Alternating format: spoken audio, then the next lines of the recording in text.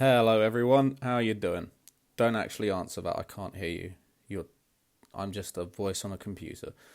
Today I'm going to be talking about my most controversial Naruto opinions. If anyone ends up watching this video, I'm sure you're going to be a little bit annoyed by at least one of these.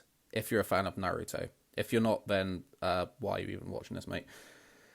Basically, it's like I said, my most controversial opinions about characters. So let's get started with the first one. The first one that I have is that the third Hokage is actually a terrible leader.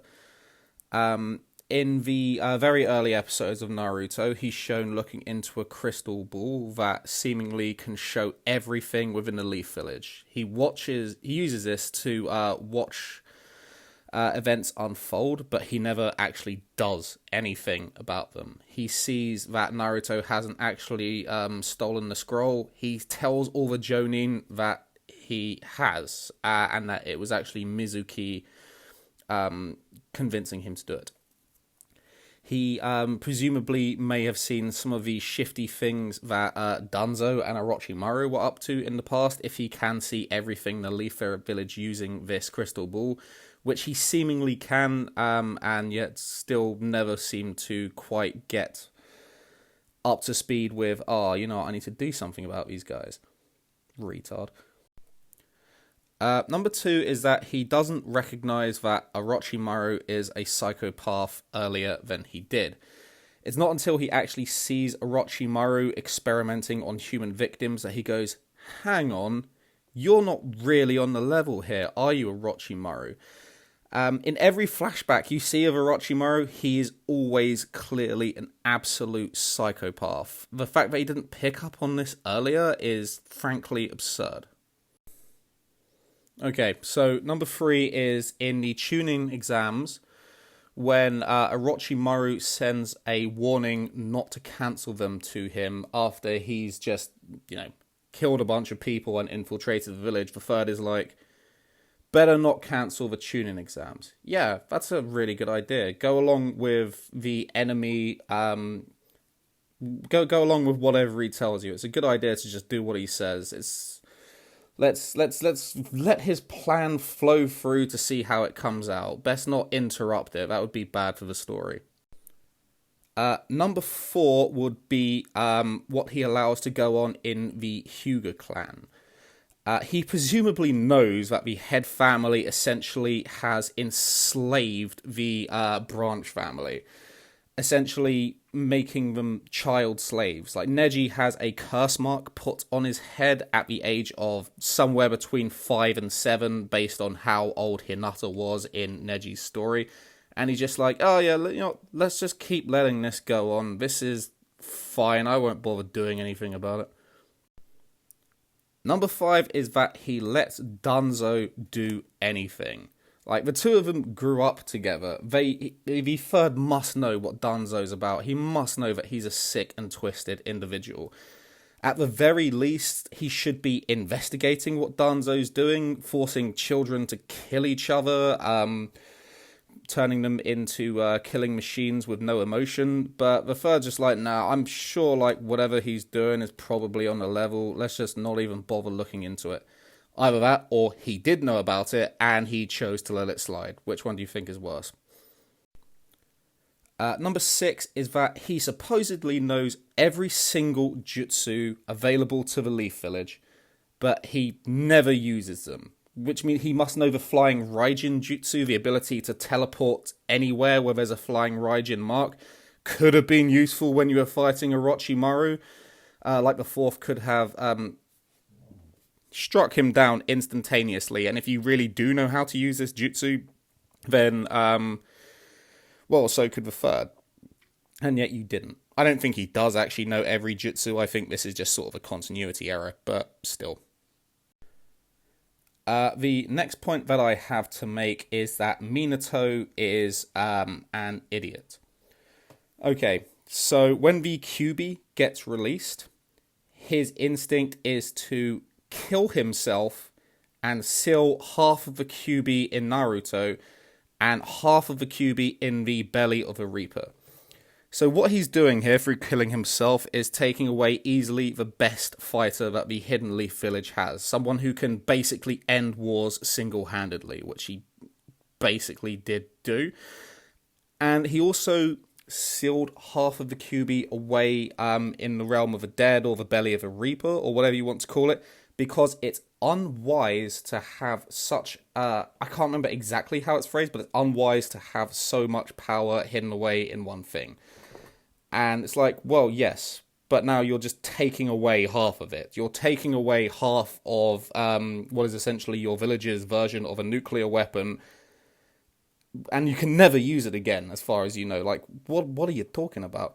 And in killing himself, he also makes it impossible for him to tell everyone that the person attacking the village was, he thought at the time anyway, Madara Uchiha. If he had been able to reassure everyone, like, oh, this is like an isolated incident by possibly the most dangerous ninja ever, the Uchiha clan massacre would never have had to happen, and basically it was incredibly poor choice on his part.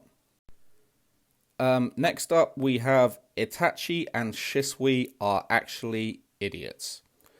Okay, so their plan was to end the Uchiha's coup d'etat plan by using Koto Amatsukami to, sort of subtly make them change their minds.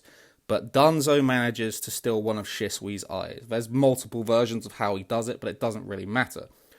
So Danzo takes one of Shisui's eyes, and Shisui is like, well, I've got to do the obvious thing here. I'll pull my other eye out, which still has the ability to use Koto Matsukami, and then I'll kill myself. That's obviously the best course of action here. Why? Because he's an idiot. So, after Itachi is given Shisui's eye, who then kills himself, he has a very obvious course of action here. Go and tell the third Hokage that Danzo is a traitor. But instead he's like, no, wait.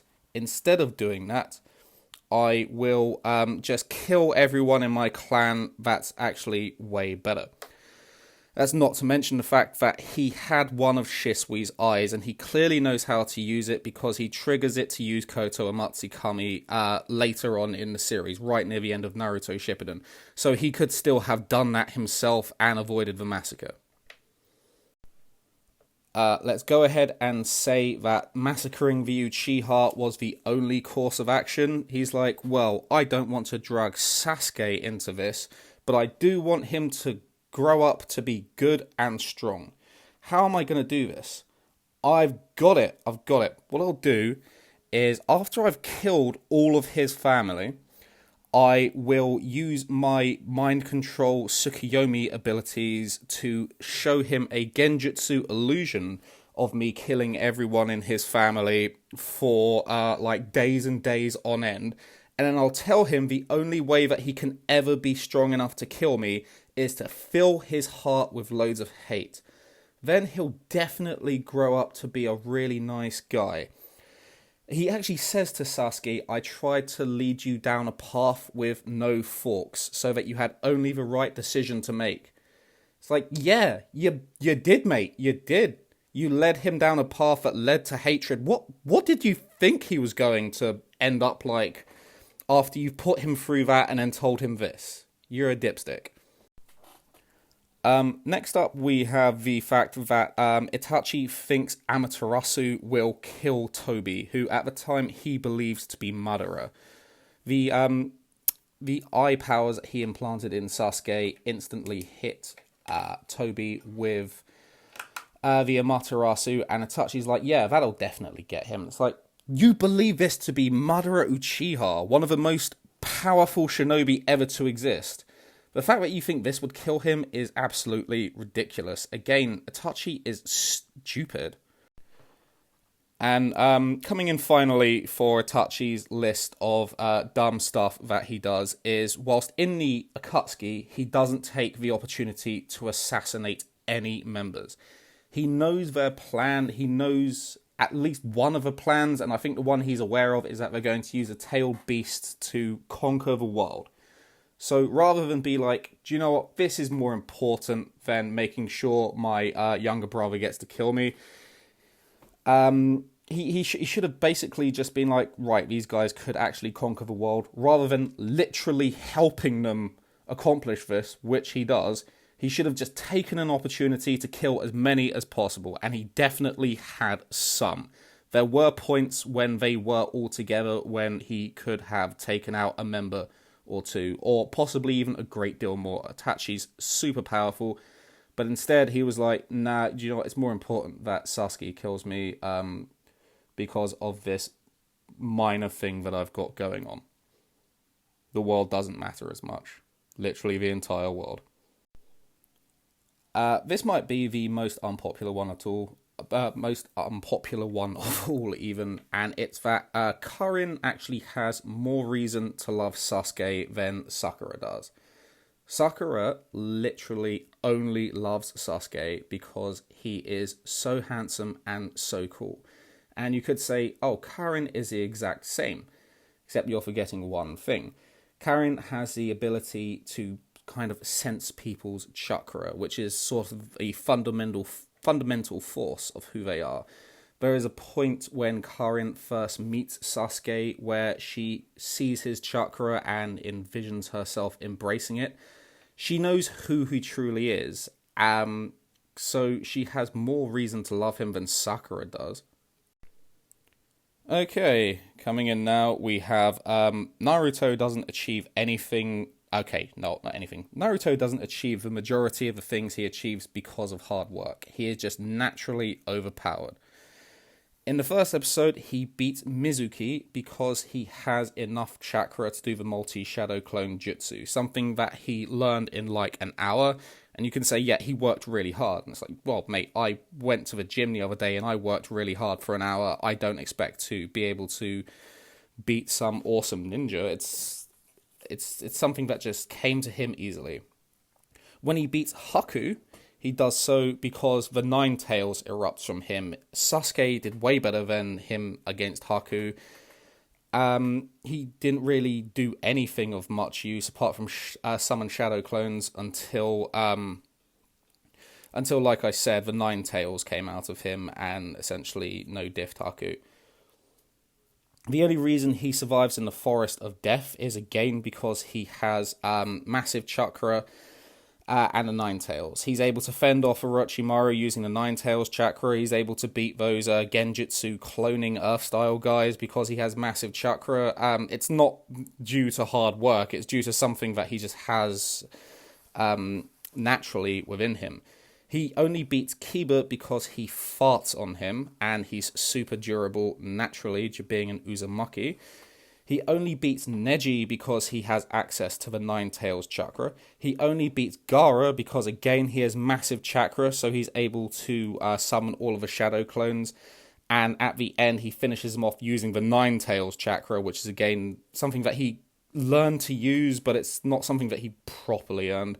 He's only able to stand against Kimimaru for a certain period of time because he has the Nine Tails chakra going for him.